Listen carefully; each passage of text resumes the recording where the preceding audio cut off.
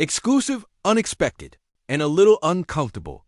What if the move that actually unlocks this Bears team isn't adding another weapon, but giving one up to fix the one thing that keeps breaking us at winning time?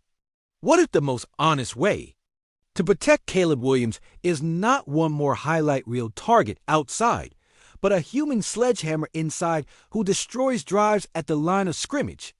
And what if the discussion inside Hollis Hall right now is exactly that: bold, ruthless, and built for January football?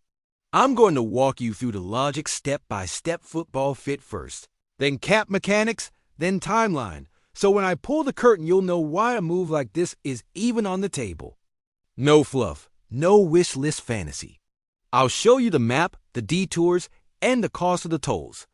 Let's start with what the film keeps screaming. When opponents get downhill and live in second and short, our defense spends too long in survival mode.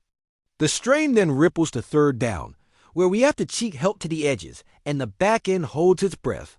That's not how you finish games in this league. To change that math, you don't need solid. You need a centerpiece who changes blocking rules from the first snap. Layer 2. Complementary football. Caleb is special. We all see it. But the cleanest way to speed up a young quarterback's growth is hidden and boring win early downs on defense. Flip field position and give him shorter fields and more possessions. A defense that starts drives with negative plays buys your offense rhythm. This is why interior dominance isn't a luxury. It's a quarterback development strategy. Layer 3. Roster architecture. We funnel premium resources into pass catchers for 2 straight cycles. It gave us balance and options, but it also created a concentration of value at one spot. Championship teams move that value across the board when the moment is right. They trade from strength to erase a weakness that keeps showing up in losses. Now the trench truth you already know in your gut. True interior wreckers have a gravitational pull. They force double teams whether they're fresh or gassed. They squeeze zone runs before the back hits his landmark. They make guards play on skates. They open two-way goals for edges without you blitzing your secondary into a rash. That's the lever I'm talking about. Financially, the league has shifted. Teams paying edge stars have learned you still need a top interior presence to cash in those pressures. The market reflects it. Elite 3-Tech 4-eye money is no longer a nice-to-have. It's the second engine of a title defense. If your identity is fast, physical, and turnover-hungry, the first investment sits right over the ball. Depth chart reality. 2. Even with development behind our starters, we don't have a single body type who consistently knocks back double teams and still finishes. We have rotation. We have energy. We have flashes. What we don't have is inevitability. That's where I'm hunting now to the cap board on my desk.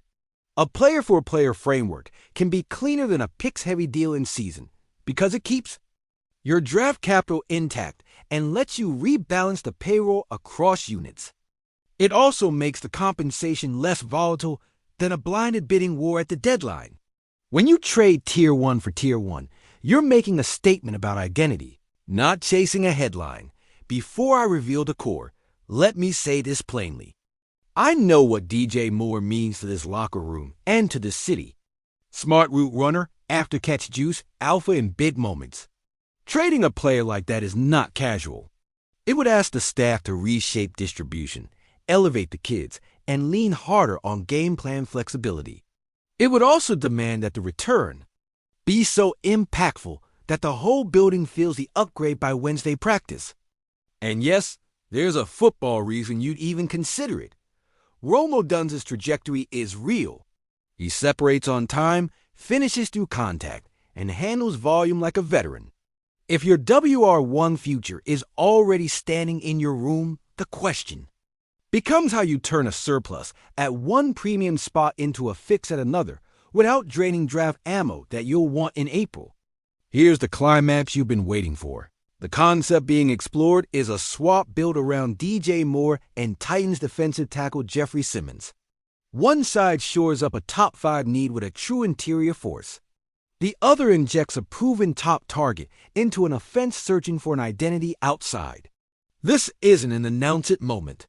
It's a real conversation with real football logic, and it changes the temperature of the NFC North race the second it happens. Let's break the football fit. Simmons is the prototype for what this system asks from the interior: knockback on contact, heavy hands, short area explosion, and the motor to retrace when the ball bounces. He wins on first contact and still has the juice to fold the pocket on second effort. On early downs, he shrinks the menu for coordinators. On third down, he makes your stunts violent. And for our edges, that means cleaner angles without emptying the blitz bag. What shifts for Caleb if you pull this trigger? Fewer shootouts, more controlled scripts, shorter fields, more drives that start 10 yards closer to points, and a play-calling rhythm that doesn't have to chase. On weeks where the pass game isn't humming, a front anchor by Simmons gives you a path to win anyway. That's how young quarterbacks learn to win in the mud and in the light. What's the cost on offense? You lose Moore's chemistry, his feel on scramble rules, and his ability to tilt coverage. That's real. But there are levers, Odunzes. Target share climbs, motion usage ramps up to generate free releases. Tight ends get more design love on middle field reads. And your backs see cleaner boxes because fronts can't live in too high if they're getting dented up front. Add in a modest veteran WR move or a practice squad elevation with a defined package, and you protect the floor while you rewire the ceiling dot cap and structure nets. A player-for-player framework can be set up to keep this year's book stable. And stagger guarantees into seasons where you project new space. You can fold in roster bonuses tied to per-game availability to protect downside and escalate pay with production. If either side needs a sweetener, think conditional mid-round pick that moves based on snap share or playoff wins. Clean, targeted, controllable. Risk profile? 3 obvious ones.